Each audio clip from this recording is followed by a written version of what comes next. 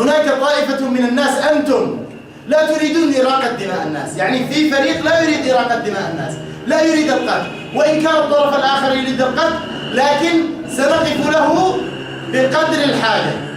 الشعب سيقف له بقدر الحاجة، لكن لن يكون راغبا في إراقة دماء اليمنيين، لن يكون كل الناس جميعا.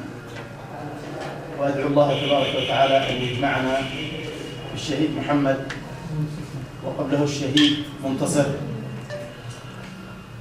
ولذلك محمد لم يكن شابا عاديا فيما عرفته، وإنما كان كثير التأمل كثير النظر، برغم أنه عاش حياة متعبة مليئة بالمصاعب والمنغصات، إلا أنه صنع مستقبلا لغيره، وصنع إن شاء الله أياما جميلة لمن بعده ولمن سيأتي بعده.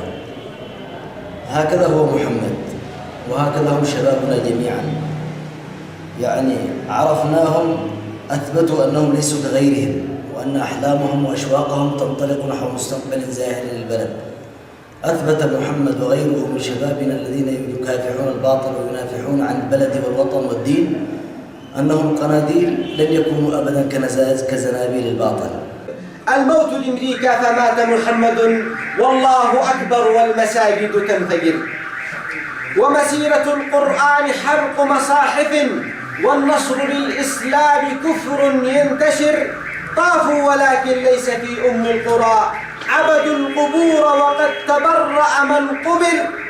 قتلوك من سبوا نبيك فافتخر، وإلى جنان الخلد حيا فاستقر. بشراك قول الله لست بميت، بشراك في الجنات حور تنتظر. وإلى الذي في قلبه حبا لهم، وتراه في حب الروافض قد سكر.